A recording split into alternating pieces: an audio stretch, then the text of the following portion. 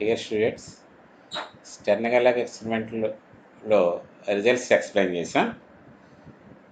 ఇప్పుడు మనం theory of the ఎక్స్పెరిమెంట్లో మనం ఏం చేస్తామంటే ఒక యాటమ్ని నాన్ హోమోజెనస్ మ్యాగ్నెటిక్ ఫీల్డ్లో ప్లేస్ చేయడం ద్వారా ఆ యాటమ్ యొక్క ట్రాన్స్వర్స్ డిస్ప్లేస్మెంట్ని క్యాలిక్యులేట్ చేస్తాం. In turns transverse displacement calculate చేసి మనం that is the third result. దాని నుంచి యాటమ్ యొక్క మ్యాగ్నెటిక్ మూమెంట్ని డిటర్మిన్ చేస్తాం.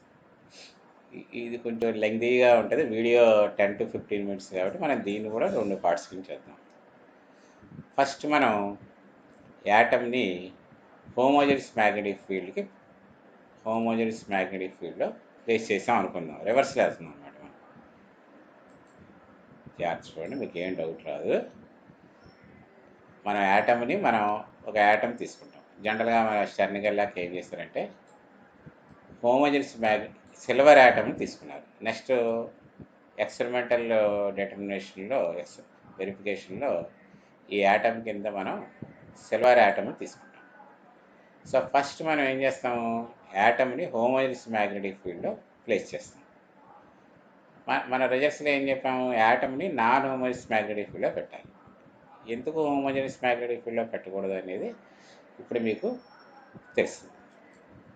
హోమోజెనస్ మ్యాగ్నెటిక్ ఫీల్డ్లో పెడితే దట్ యాటమ్, తెలుగులో చెప్తాను, పరమాణువుని మనం సమరీత అయస్కాంత క్షేత్రంలో పెడితే ఏమవుతుందండి, ఆ atom will experience a couple. అంటే మన పరమాణువు మీద ఆ అయస్కాంత క్షేత్ర ప్రభావం వల్ల ఒక బలయజ్ఞం పనిచేస్తుంది, 2 forces పనిచేస్తాయి. కపుల్ అంటే 2 బలాలు పనిచేస్తాయి. And rotates towards the direction of external magnetic field. So దాని ప్రభావం వల్ల, ఈ కపుల్ ప్రభావం వల్ల అది యాటమ్ ఏం చేస్తుందంటే in the direction of the external magnetic field move అవడానికి ట్రై చేస్తుంది. అయితే మనం యాటమ్ని ఇందులో పెట్టాము, హోమోజెనస్ మ్యాగ్నెటిక్ ఫీల్డ్, సమరీత అయస్కాంత క్షేత్రంలో పెట్టాము. అంటే ఏంటి,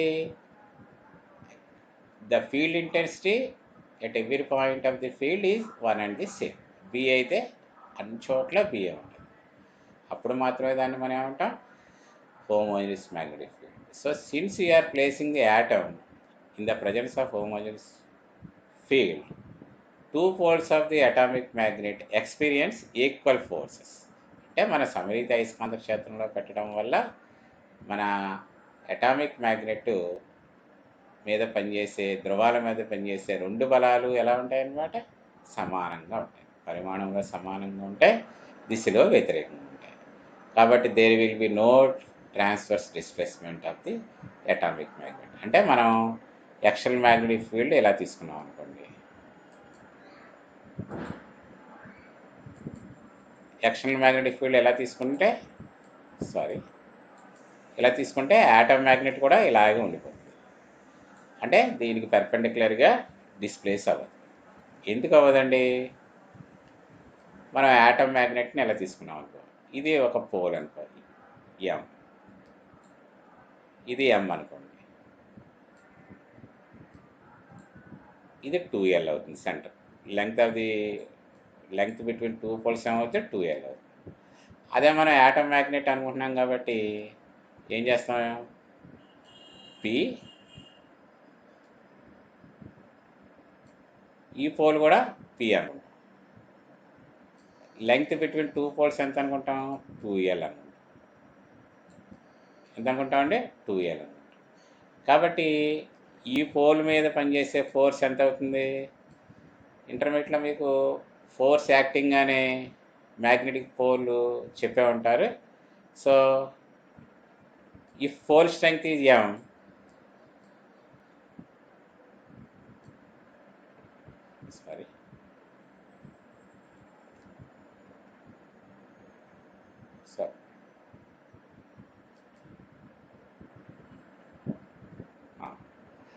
pole strength is M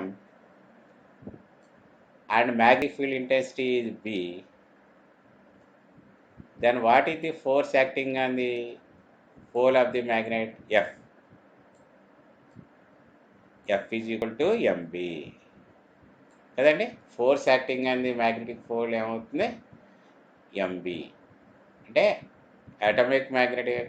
magnet యొక్క pole strength M, magnetic field intensity homogeneous magnetic field కాబట్టి ఎక్కడైనా మ్యాగ్నెటిక్ ఫీల్డ్ ఇంటెన్సిటీ ఎలా ఉంటుంది, బి. కాబట్టి pole strength M, magnetic field intensity B అయితే ఆ పోల్ మీద యాక్ట్ చేసే ఫోర్స్ ఎంత అవుతుంది, F is equal to M B. F is equal to M B అవుతుంది కదండి. కానీ మనం ప్రీవియస్ క్లాస్లో ఏం చెప్పాను నేను, ప్రీవియస్ క్లాస్లో పోల్ స్ట్రెంగ్త్ని ఎం బదులు పి అనే లెటర్తో రిప్రజెంట్ చేస్తాను. ఎం బదులు పి.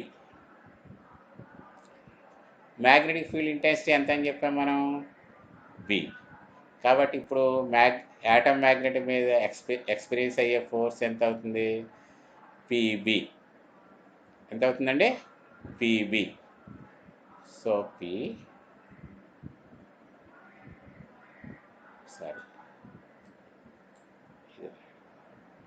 బి.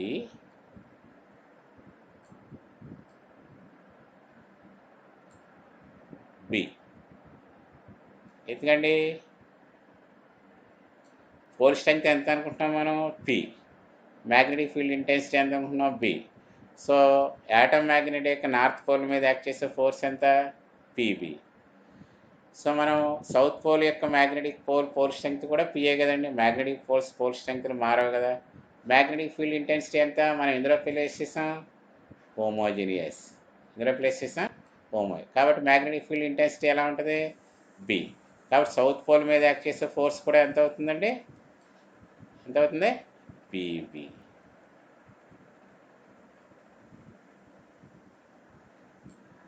సో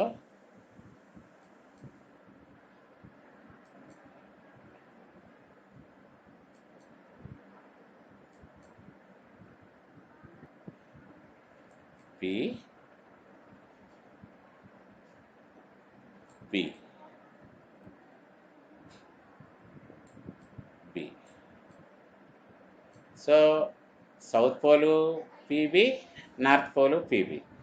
రెండు పోల్స్ మీద యాక్ట్ చేసే ఫోర్సెస్ సమానంగా ఉండి డైరెక్షన్ ఆపోజిట్గా ఉంటాయి కాబట్టి ఇదేమో ఇలా ఉంటుంది, ఇదేమో ఇలా ఉంటుంది. కాబట్టి ఏమవుతుందండి, నెట్ ఫోర్స్ యాక్టింగ్ అంది అటామిక్ మ్యాగ్నెట్ ఏమైపోతే జీరో. ఇటు సైడ్ పీబీ బలం పనిచేస్తే, ఇటు సైడ్ పీబీ బలం పనిచేస్తుంది. కాబట్టి నెట్ ఫోర్స్ ఏమైపోతే జీరో. కాబట్టి మనం ఏ ప్లేస్లో మ్యాగ్నెట్ని ఉంచామో ఈ డైరెక్షన్లో మ్యాగ్నెటిక్ ఫీల్డ్ తీసుకుంటాం. అప్పుడు ఇలాగే ఉండిపోతుంది అటామిక్ మ్యాగ్నెట్. సిడి అనేది అటామిక్ మ్యాగ్నెట్ అనమాట. సిడి అనేది atomic magnet, CD. Non uniform magnetic ఫీల్డ్లో ఇంకా క్లియర్గా అర్థమవుతుందండి. మళ్ళీ వద్దాం.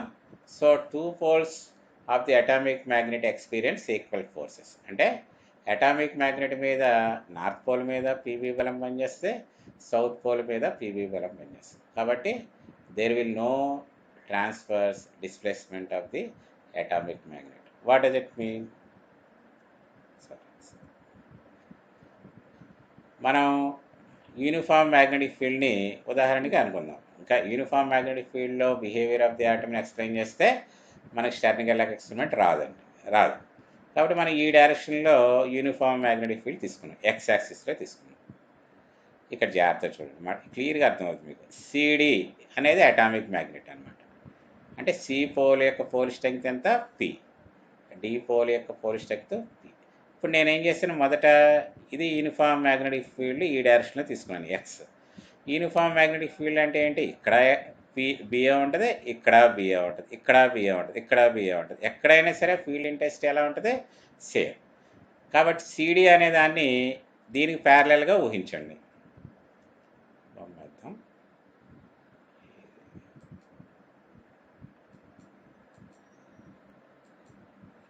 ఇలాగే తీసుకుంటాం అన్నమాట. అంటే ఎక్స్ యాక్సిస్లో ఏం తీసుకున్నామో అలాగే తీసుకుంటాం.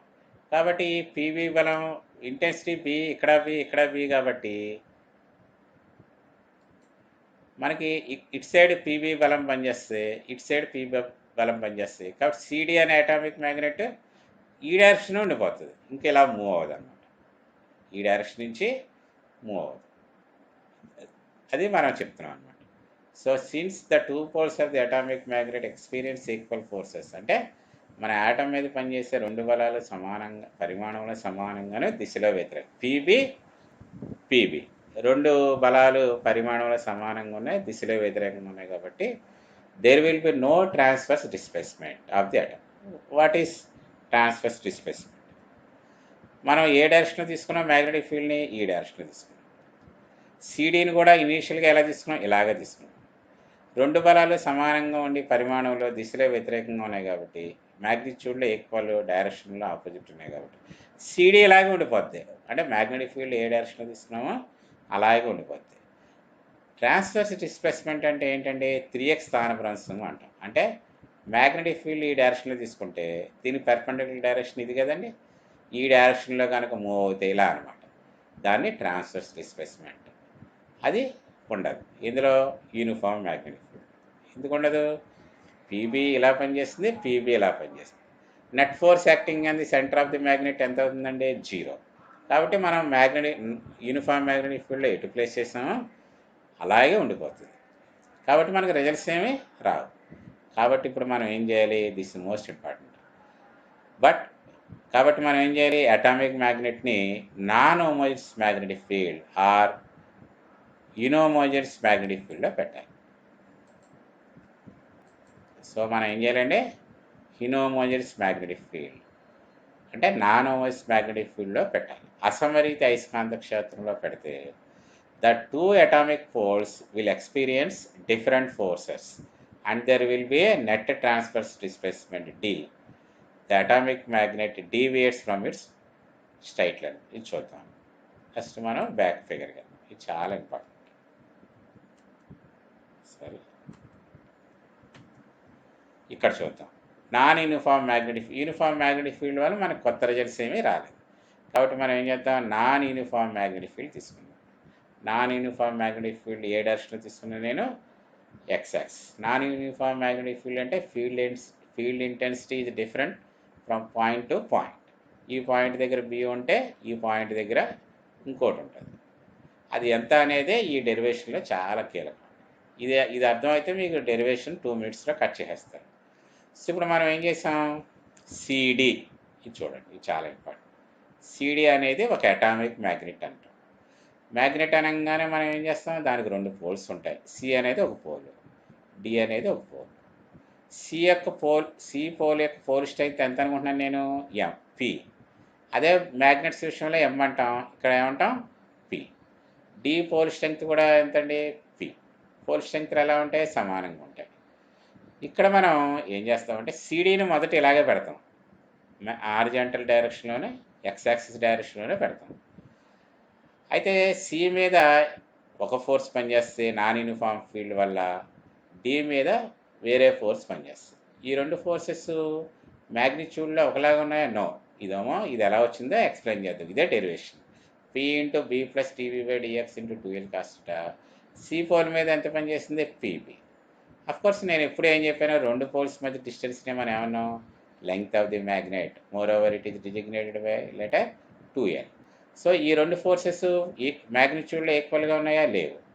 కాబట్టి ఒక కపుల్ యాక్ట్ చేస్తుంది. అన్ఈక్వల్ ఫోర్సెస్ వల్ల atomic magnetic will experience A net transverse displacement. ఈ రెండు బలాలు అసమానంగా ఉండడం వల్ల ఈ సిడి అనే అటామిక్ మ్యాగ్నెట్ని ముందు మీరు ఎలా పెట్టారు? ఈ డైరెక్షన్లో పెట్టారు. దీని మీద ఈ ఫోర్సు, దీని మీద ఈ ఫోర్సు పనిచేయడం వల్ల అది ఏమైందనమాట? మీరు ఇంట్రడ్యూస్ చేసిన మ్యాగ్నెటిక్ ఫీల్డ్కి పెర్పెండిక్యులర్ డైరెక్షన్లో డిస్ప్లేస్ అవ్వడం. అంటే పూర్తిగా పెర్పెండిక్యులర్ డిస్ప్లేస్ అవ్వకుండా your atomic magnet make an angle theta with the applied magnetic field చేస్తూ డిస్ప్లేస్ అయింది. సో ఇలా పెట్టిన సిడి ఏమైందనమాట? ఇలా మారింది. సో మీరు ఎంత యాంగిల్ చేస్తూ డిస్ప్లేస్ అయింది అనుకున్నాం? థీటా. ఇప్పుడు మీ జాబ్ ఏంటంటే, అంటే నాన్ హోమోజెనస్ మ్యాగ్నెటిక్ ఫీల్డ్లో ఆర్ ఇన్హోమోజెనస్ మ్యాగ్నెటిక్ ఫీల్డ్లో atom magnet will experience a net force. For that net force, it has some transverse displacement. Transverse displacement అంటే మీరు ఇంట్రడ్యూస్ చేసిన ఫీల్డ్ డైరెక్షన్కి పర్పెండిక్యులర్ డైరెక్షన్లో కనుక అది డిస్ప్లేస్ అవుతే దాన్ని మనం ఏమంటాం ట్రాన్స్వర్స్. మనం ఏ డైరెక్షన్లో పెట్టాం మ్యాగ్నెటిక్ ఫీల్డ్ని? ఈ డైరెక్షన్లో పెట్టాం. అది ఎలా డిస్ప్లేస్ అయింది? ఇలా డిస్ప్లేస్ అయింది. దీన్ని మనం ఏమంటాం అనమాట ట్రాన్స్వర్స్ డిస్ప్లేస్మెంట్. ఇక్కడ మనం చూడండి సిడిని మనం ఏమన్నా అటామిక్ మ్యాగ్నెట్ రాసాం కదా. సిడి ఒక సి యొక్క పోలు డి యొక్క పోల్. సి యొక్క పోల్ స్ట్రెంగ్త్ ఎంత? పి. డి యొక్క పోల్ స్ట్రెంగ్త్ ఎంత? పి. ఇప్పుడు మీ జాబ్ ఏంటంటే ఇక్కడ నేను హారిజాంటల్ డైరెక్షన్లో నాన్ ఓవెస్ మ్యాగ్నెటిక్ ఫీల్డ్ తీసుకున్నాను. అంటే ఇదంతా నాన్ ఓవెస్ మ్యాగ్నెటిక్ ఫీల్డ్. ఈ లైన్ కూడా నాన్ ఓవెస్ మ్యాగ్నెటిక్ ఫీల్డ్. మీకు అర్థమవుతుందని కొంత దూరంలో వేసాను అనమాట. సిడి కూడా ఇక్కడే ఉంటుంది. యాక్చువల్గా సిడి కూడా ఈ డైరెక్షన్లో ఉంటుంది. మీకు అర్థమవుతుందని నేను ఇక్కడ ఈ డైరెక్షన్ని ఇలా వేసాను. ఇది ఒకటే,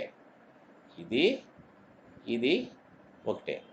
ఇప్పుడు సి దగ్గర మ్యాగ్నెటిక్ ఫీల్డ్ ఇంటెన్సిటీ మీరు ఎంత అనుకున్నారు? ఈ ఒక్క పాయింట్ అర్థమైతే మనం 2 minutesలో కట్ చేస్తాం. సి దగ్గర మ్యాగ్నెటిక్ ఫీల్డ్ ఇంటెన్సిటీ ఎంత అనుకున్నాం? మనం ఎంత అనుకున్నాం అనమాట? బి.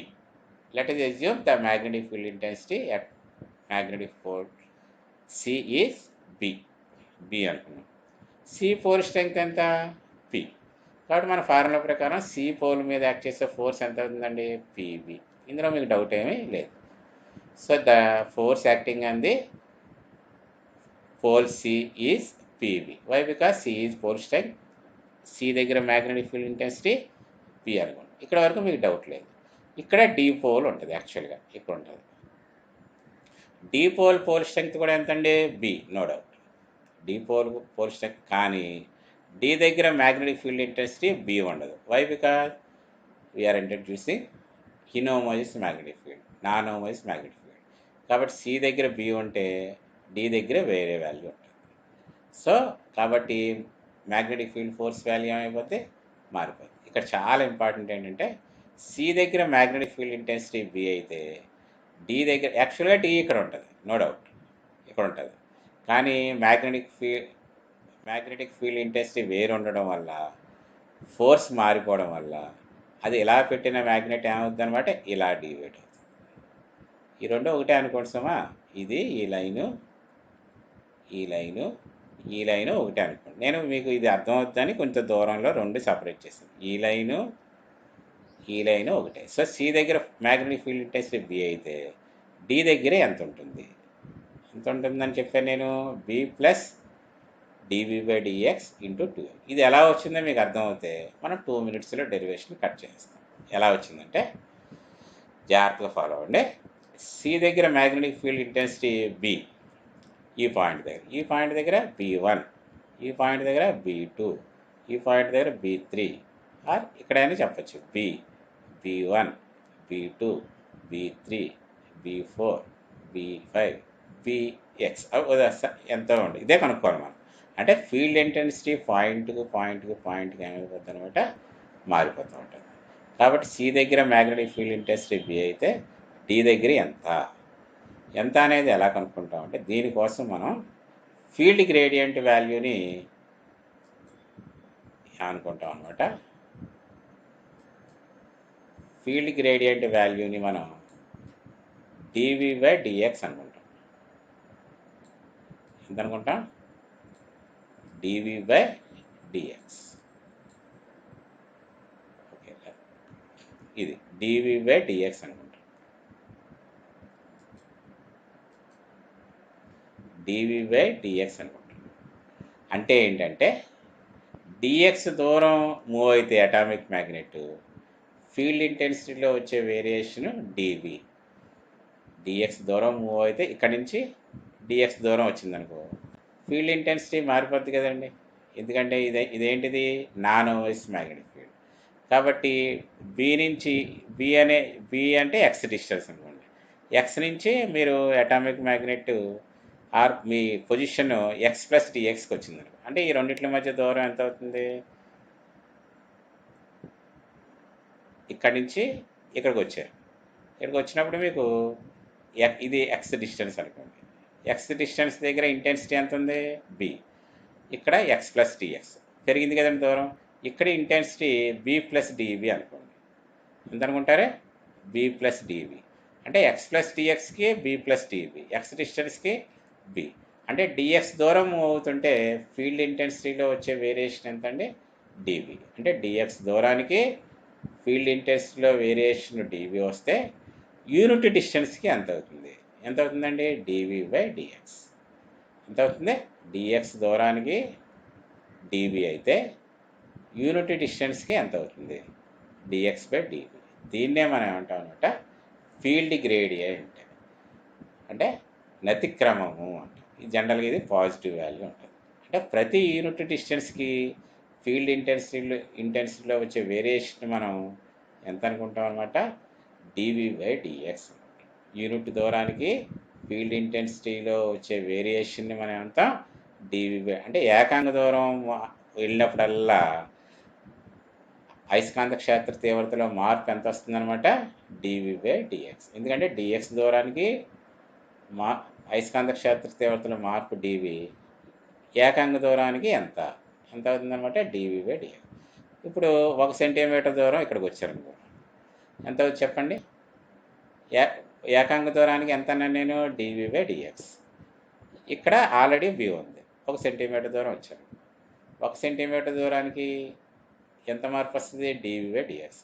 కాబట్టి ఇక్కడికి 1 సెంటీమీటర్ వచ్చేవాడికి ఇక్కడ బి ప్లస్ 1 ఇంటూ దూరం ఎంత? 1 ఇంటూ ఒక దూరానికి ఎంత మార్పు వస్తుంది? Dv by dx. కాబట్టి 1 సెంటీమీటర్ దూరం వచ్చేటప్పటికి ఇంటెన్సిటీ ఏమవుతుంది? B plus DV by dx. జాగ్రత్తగా అర్థం. 2 సెంటీమీటర్కి వచ్చాను అనుకోండి, 2 సెంటీమీటర్కి వచ్చేటికి ఏమవుతుంది? ఆల్రెడీ బి ఉంది కదండి, B plus 2 into DV by dx. ఎందుకంటే 1 సెంటీమీటర్ యూనిట్ డిస్టెన్స్కి, యూనిట్ అంటే సెంటీమీటర్, 1 మీటర్, 1 అడుగు ఏదైనా, డివి బై డిఎక్స్. కాబట్టి 2 into DV by dx. 3 centimetre దూరం వస్తే B plus 3 into DV by dx. అర్థమైంది కదండి? అప్పుడు your atomic magnet makes an angle theta with the horizontal magnetic field direction. ఎంత కోణం చేస్తుంది? టీ. సో సి నుంచి డీకి దూరం లెంగ్త్ ఆఫ్ ది మ్యాగ్నెట్ అన్నాను కదండి, 2L కాబట్టి ఎంత కోణం చేస్తూ అది డిస్ప్లేస్ అయింది? ఒరిజినల్ డైరెక్షన్ నుంచి ఎంత కోణం చేస్తూ డిస్ప్లేస్ అయింది? థీటా. కాబట్టి ఇది 2L, ఇది థీటా అయినప్పుడు హారిజంటల్ కాంపోనెంట్ ఆఫ్ 2L ఎంత అవుతుందన్నమాట? 2L cos theta. ఇక్కడ నుంచి ఇక్కడ దూరం, ఈ హారిజంటల్ డిస్టెన్స్ ఎంత అవుతుందండి? 2L cos theta. Cos theta equal to adjacent side by hypotenuse. కాబట్టి ఎడ్జసెంట్ సైడ్ ఏమవుతుంది? 2L cos theta. So C నుంచి డి ఎంత దూరంలో ఉంది? 2L cos. ఎంత హారిజంటల్ డిస్టెన్స్లో ఉంది? 2L cos theta. కాబట్టి డి దగ్గర మ్యాగ్నెటిక్ ఫీల్డ్ ఇంటెన్సిటీ ఏమవుతుంది? ఆల్రెడీ ఉన్న బి ప్లస్ సి నుంచి డి ఎంత దూరంలో ఉంది? 2L cos theta. యూనిట్ డిస్టెన్స్కి ఫీల్డ్ ఇంటెన్సిటీలో వేరియేషన్ ఎంత వచ్చింది? D V by dx. కాబట్టి 2L కాస్ థీటా డిస్టెన్స్కి 2L cos theta into DV by d X plus C దగ్గర intensity B. That's why the magnetic field intensity at pole D equal to B plus DV by dx into 2L cos theta. అర్థమైందండి? కాబట్టి D pole మీద act చేసే force ఎంత అవుతుంది? Pole strength P into field intensity ఎంత? B plus DV by dx into 2L cos theta. So straight line path నుంచి ఇలా పెట్టాం మనం సిడి అనే మ్యాగ్నెట్ని. మన నాన్ మ్యాగ్నెటిక్ ఫీల్డ్ డైరెక్షన్ ఇలా పెట్టాం. ఈ అన్ఈక్వల్ ఫోర్సెస్ వల్ల సి దగ్గర ఎంత ఫోర్స్ పనిచేస్తుంది? పివి. డి దగ్గర ఎంత ఫోర్స్ పనిచేస్తుంది? పి ఇంటూ, అర్థమైంది కదండి, బి బదులు ఎంత రాయాలి ఇక్కడ? B plus DV by dx into 2L. Unequal forces వల్ల ఒక నెట్ ఫోర్స్ యాక్ట్ చేస్తుంది మన సిడి మీద. నెట్ ఫోర్స్ అంటే ఇది F2 అనుకుంటాం, ఇది F1 అనుకుంటాం. ఇందులో నుంచి తీసేస్తే ఏమవుతుంది? నెట్ ఫోర్స్ అటామిక్ మ్యాగ్నెట్ వస్తుంది. ఈ నెట్ ఫోర్స్ వల్ల your atomic magnet deviates from its straight line path. ఈ పాత్రలో ఉండాల్సిన అటామిక్ మ్యాగ్నెట్ ఏమవుతుందండి? ఈ పాత్రలోకి వెళ్తుంది. ఈ పాత్ర, దీన్ని మనం ఏమంటామంటే we call it transverse displacement. ఏమంట? ట్రాన్స్వర్స్ డిస్ప్లేస్మెంట్ అంటే ఒరిజినల్ పాత్ నుంచి పర్పెండిక్యులర్ డైరెక్షన్లోకి ఈ అటామిక్ మ్యాగ్నెట్ డిస్ప్లేస్ అవుతుంది. దీన్ని తిరియక్ స్థానభ్రంశం అంట. Your atomic magnet deviates from its own path. Own path అంటే ఎలా పెట్టాం? ఈ డైరెక్షన్లో పెట్టాం. ఈ అన్ఈక్వల్ ఫోర్సెస్ పనిచేసి ఒక నెట్ ఫోర్స్ ఉండడం వల్ల under that net force your atomic magnet deviates from its own path. ఇలా పెట్టిన అటామిక్ మ్యాగ్నెట్ ఇలా మూవ్ అయింది. అప్పుడు అది అటైన్ చేసే డిస్ప్లేస్మెంట్ని మనం ఏమన్నా ట్రాన్స్వర్స్ డిస్ప్లేస్మెంట్. దీన్ని క్యాపిటల్ డి అనుకుంటాం, తిరియక్ స్థానభ్రంశం. ఈ వాల్యూని మనం ఇప్పుడు కనుక్కోవాలి, ఈ ట్రాన్స్వర్స్ డిస్ప్లేస్మెంట్ ఎంత. సో ఈ నెక్స్ట్ వీడియోలో ఆ ట్రాన్స్వర్స్ డిస్ప్లేస్మెంట్ని డిటర్మైన్ చేద్దాం.